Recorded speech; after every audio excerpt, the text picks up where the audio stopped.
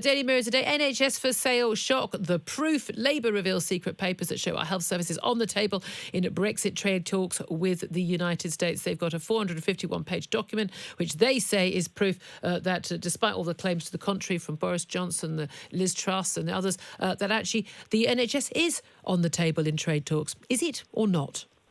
It is not. I mean, that front page and this claim from the Labour Party is a load of rubbish. In fact, if you read the 451 pages, it shows that the NHS is not on the table.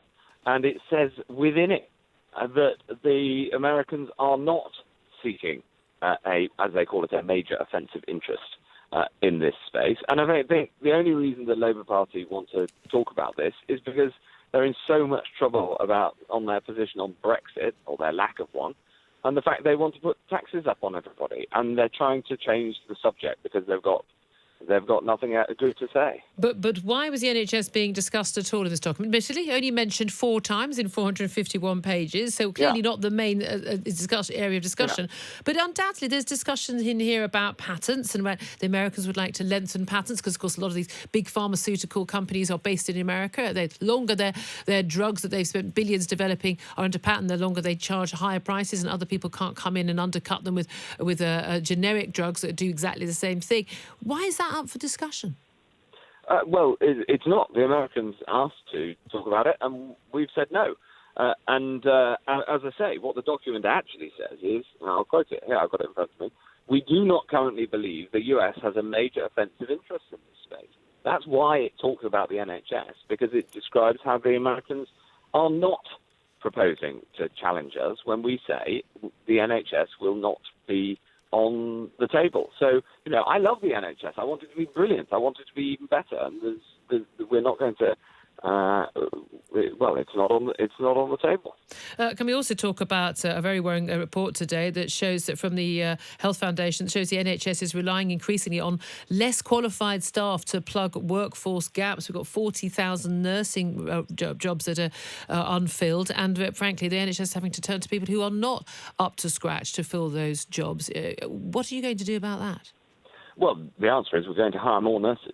50,000 more nurses over the next Parliament. There's currently 280,000, just over 280,000 nurses in the NHS, and we're going to increase that number to 330,000. That's an increase of 50,000. So we do need more nurses. I mean, I've been going around hospitals all the way around this country, especially in this campaign. I've been to 84 constituency visits so far and seen lots of hospitals and talked to enormous numbers of nurses. And one of the pressures is that we do need more nurses. We have an aging population. We need to do more to care for ourselves as a society, and we've got funded commitment to do that. And yet you say 50,000 more nurses. It's not 50,000 more nurses. Yes, it is. 18,500 of those nurses already work in the NHS, and you want to keep them working in the NHS. So it won't be more nurses on top of that, will it? Yes, those 18,000 are already there. They're at work right now. Well, many people each year leave the NHS, and I want fewer people to leave the NHS. But the commitment is really clear. It's 50,000 more than we have today. Today we have 280,000 nurses. I want that to go up to 330,000. And some of that will come from training and recruitment, and some from better retention, so fewer people leave. And all of that adds up to 50,000 more. But the point is, the commitment is really clear, which is that we're putting record amounts of money into the NHS, and we need to make sure that a lot of that goes into more nurses.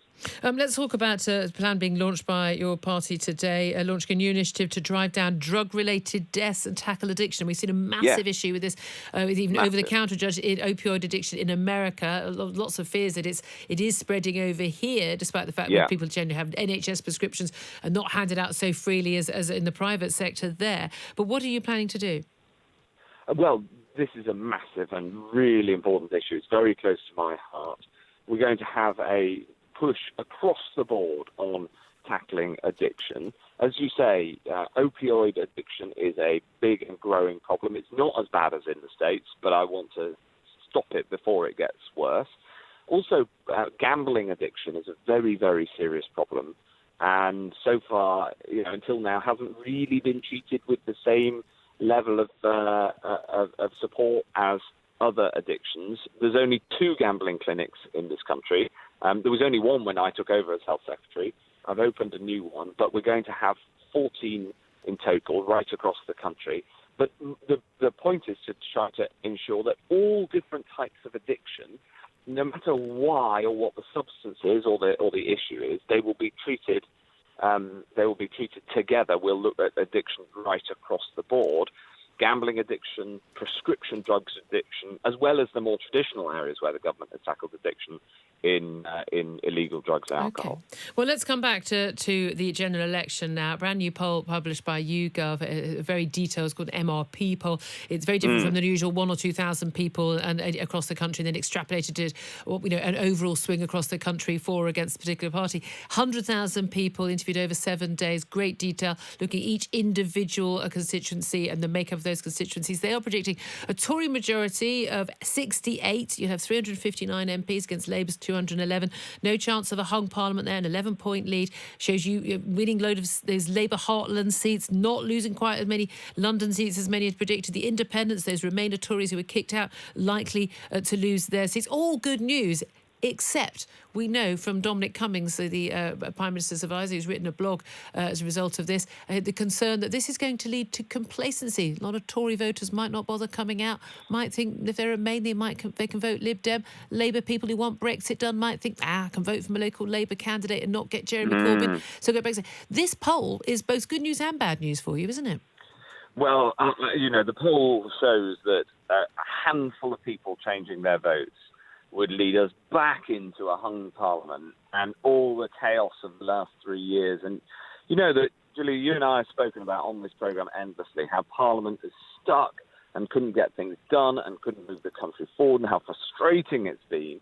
And what the poll shows is that just a few votes switching back to Labour, and we are back into that chaos. And I just don't want to see it. I want to see this country moving forward. I want to see all the brilliant things that we can do, and the political debate, make that all about tackling addictions and the great things we can do in this country, instead of the horrific wrangling that we've had for years because of the hung parliament. So if you want to move the country forward, you've got to get out there and vote Conservative. What the poll shows is that is the only way we can have a majority.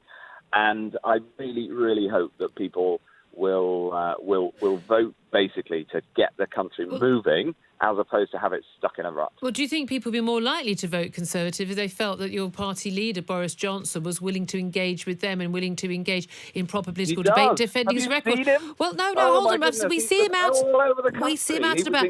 But it's very different. It's very different facing some ad hoc questions here and there from the public, and it's very different than facing determined, one-on-one questioning for half an hour, say, from Andrew Neil. He's not committed yet to a day and a time to have that interview, despite every other major party leader doing that. 2 of those have already happened. He's also pulled out of 2 of the debates now. Jeremy Corbyn's pulled out 2 of the leaders' debates as well. The British public, the voters, they want a chance to see him defend his policies, defend what he wants to do. They're not getting an opportunity, are they?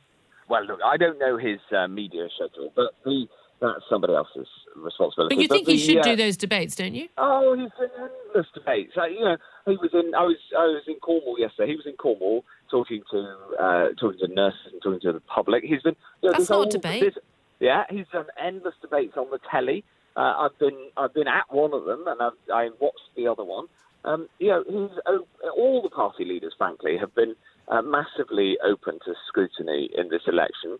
I mean, the Labour Party yesterday, Jeremy Corbyn was up and asked about anti-Semitism. He said, "I'm only taking questions on subjects that I want to have questions on."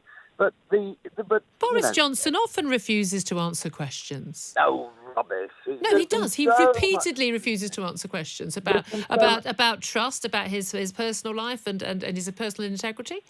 Friday night, he was on with all the other leaders on the BBC. I think one of the good things about this election is that it's been robust, and there's been a huge debate. But the conclusion of that debate is that we still don't know Jeremy Corbyn's position on Brexit. Is he, should I stay or should I go? Is he in favour of leave or remain?